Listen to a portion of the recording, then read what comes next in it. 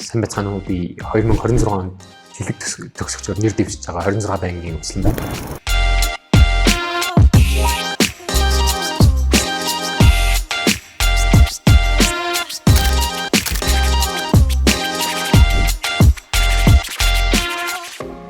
Тэгээд би энэ сургуульд орж ирснээр яаж хүмүүжиж, яаж төлөвшөж, яаж илүү сайжирсан, яаж илүү хүн болсноо ер нь ярихаар шийдсэн. Тэгээд би одоо хичнээн олон амжилт уралдаанд оролцоод амжилт гаргасан, хичнээн олон гадуур үйл ажиллагаанд оролцоод дадлага хийгээд бусад хүмүүстэй харилцаа үүсгээд Америкийн сургуулиудаас хичнээн олон 100 сая төгрөгийн тэтгэлэг авсан чинь энэ сургуульд орж ирж хүмүүжиж ингэж төлөвшөөгүй бол би ийм хүн болж чадахгүйсэн гэж боддог. 8 дугаар ангидаа би хэлж байгаа шалгалт өгөөд 9 дугаар ангиас орж ирдэг сургууль байгаа. Тэгээд 8 дугаар ангидаа манай ээж л анх намайг Монгол тэмүүлгээд ийм Кембрижийн хөтөлбөртэй сургууль байт юм байна. Хоёулын шалгалт өгөөд орж үзье гэдэг.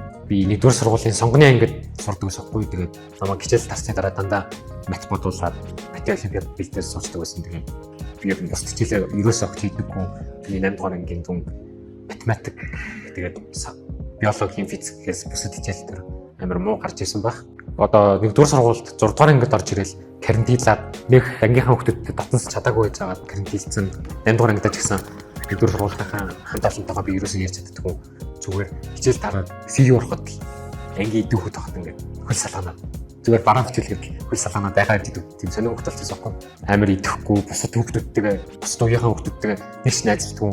Одоо 26-гийн үеэс надад 4 ангид дөрвөлөнд найзууд байдаг л та. Тэгээд тэгэхээр агийн хүүхдүүд бол би бүр амар сайн найзууд. Агийн хүүхдүүд одоо ярахтаа стори ингээд хүслэн байсан юм уу гэж тоглоом ярьдаг байхгүй. Ерөөсөө ингээд чимээгүй энтэй ч биш ярьдаггүй. Тэр ангитаа хамт нэг ангиас орж ирсэн цэцэлхэн гэдэг хүүхдтэйгээ сайн найзалдаг байсан болохоор. Тэгээ карантинд бас надад тусалсан зүйл өгдөг. Тэрнээс болоод програм дунд ангиас хараа бичээ сурцсан. Карантинд бол нэг тийм давуу тал байгаа. Тэгээд 10 дугаар ангид орж ирээд Монголын өгсөөлөгдсөн. Тэр үед амар санаа зовж байсан байхгүй юу? Амар жаргал огч маань надаас болоод ингээд хичээн цаг гаргасан ч хичээлийн хийхгүй, үзүүлэгчтэй даалгаврын ерөөсөө үзүүлэхгүй, жилийн зэрдүн гаргаж явахт нь дэвтэр үзүүлээгүй, хүмүүлээд өөрт нь үнэхээр сэтгэл гарахгүй байсан болохоор манай ангид хичээл орохоо болсон болов уу гэж тэгж бодоод амар санаа зовж байсан. Тэгээд амар жаргал багшаас бас уучлахгүй мөрөн инх мандах багш гээд шинэ багштай олцсон. Яг дүн гарах үед нь тулангууд нь нэг хүүхдийн дэвтэр авч байгаа буулаад нөхөж үзүүлдэг. Яг л тэргээр хэл явдаг байсан. Тэгээд стил үнсний ичгээ их зүгээр уншихчил үсгэлгээд амар удаан уншдаг байхад инх мандах багш маань намайг муу гэдгийг мэдээд надад сэтгэл гаргаад надад цаг гаргаад надад арай амархан дасгалууд хийлгэл надад зааж ирсэн. Тэгээд тэрнээс бол амар сайжраад үнсний ичгийг уншиж чаддаг, дасгалаа хийгээд уншаад ажиллаж чаддаг болсон гэж боддог. Тэгээд инх мандах багштай тийм болохоор амар баярлалдаг. Багада би ээж аав нэг өвөөтэйгөө 4 дугаартай мэцгэлхэн нэрэн суучаад ингээд жимс түүгээд тэгээ өчтөөс ахгүй. Тэр үед явж байгаа гэсэн ингээд 107 сар ч гэсэн ингээд тасмаас авчдаг бүр амар эвгүй цаг болтой. Яг саран мартаас хойшоогоо гэдэг 4 дугаартай мэцгэлх явдаг сантай. Амар эвгүй шавар завраад явсан ингээд 4 дугаар гацхгүй яваад байдаг. Яг тэгээд тэрнээс л би ер нь механик инженер болъё даа гэж бодсон. Би бас ангийнхан багш, үлжийн сайхан багш амар баярлалдаг.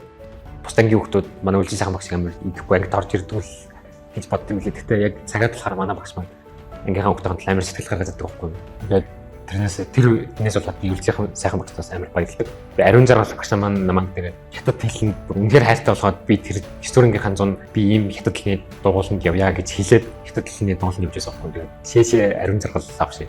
Тэгээд энэ сургууль орж ирээгүй бол би энэ ийм сайхан багш нартайгаа уулзаад ийм сайхан үе тэнгийн найзуудтайгаа уулзаад ингэж төлөвшөж ингэж хичээл хийдэг, ингэж хичээл зүтгэл гаргадаг, ингэж өөрийнхөө ирээдүйн төлөө зүтгэдэг хүүхэд болохгүйсэн гэж боддог. Шилдэг төгсөгчд нэр дэвшиж байгаадаа ч гэсэн би амар баярлалцсан. Тэгээд миний саяны ярьсан яриаг сонсоод нэг ч гэсэн хүүхэд хичээлээ хийгээд одоо би юу хийх вэ? Амжилттай их сургуульд ороод амжилттай суралцсан төлөө юу яаж хичээх вэ гэх тийм бодолтой болоосаа гэж бодож байна. Тэгээд намайг сонгороо гэж хэлмээр баярлалаа.